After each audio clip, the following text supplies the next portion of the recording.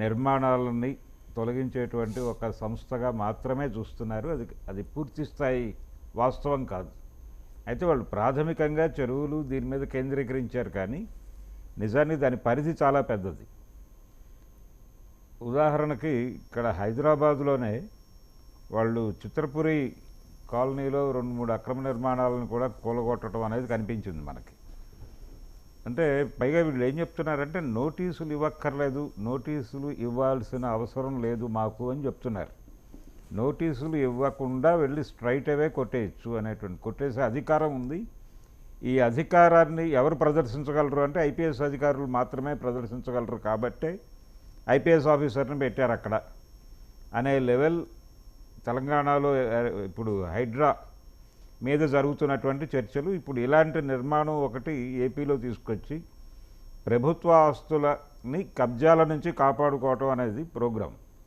అంటే అవి ఏ రకమైనటువంటి ఆస్తులైనా కావచ్చు, దేవాదాయ శాఖ ఆస్తులు కావచ్చు, లేకపోతే ప్రభుత్వం ఇంకేదైనా పనికి కేటాయించి ఆ పని జరగక అలా ఉండి దాన్ని ఎవరైనా ఆక్రమించి ఉన్నప్పటికీ, ఇలా ఏ రకమైనటువంటి ప్రభుత్వ పోరంబోకు భూములు కావచ్చు, దేన్నైనా సరే ఎవరైనా సరే ఆక్రమిస్తే వాళ్ళ నుంచి ఆ భూమిని కాపాడటం, ప్రభుత్వ ఆస్తుల పరిరక్షణ అనేటువంటి కార్యక్రమం నిర్వహించడానికి ఒక ఐపీఎస్ అధికారి ఆధ్వర్యంలో ఒక నిర్మాణాన్ని మేము కూడా ఏర్పాటు చేయబోతున్నాం అని చాలా స్పష్టంగా చెప్పాడు. అది కేవలం చెరువుల ఆక్రమణ కాదు, అన్ని ఆక్రమణల మీద అది తన ప్రతాపం చూపించేటువంటి అవకాశం ఉంది.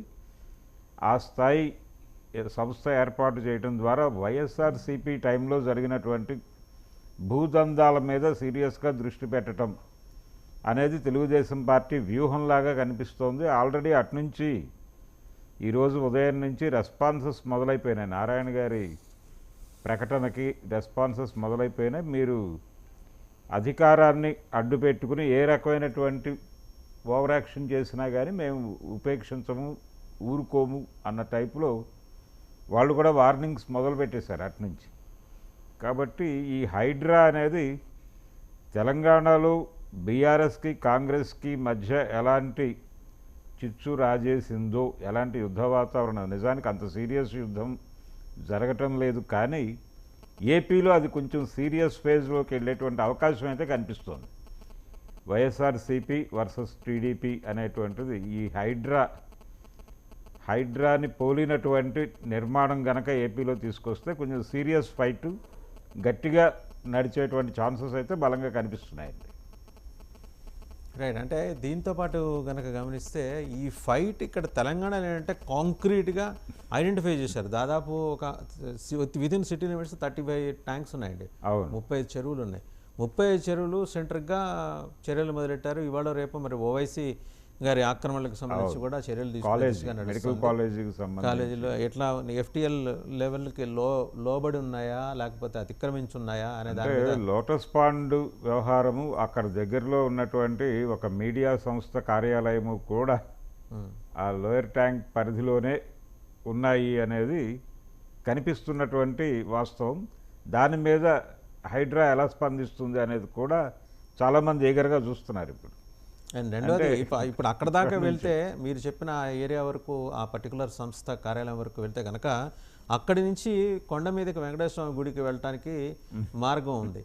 సో మరి అక్కడ దాకా టచ్ చేయాల్సి ఉంది. అక్కడ దాకా టచ్ చేస్తే కొండకు వెళ్ళడానికి వే ఉండదు ఇంకా. అంటే లేదండి, అంటే ఈ రోడ్డు వేరు.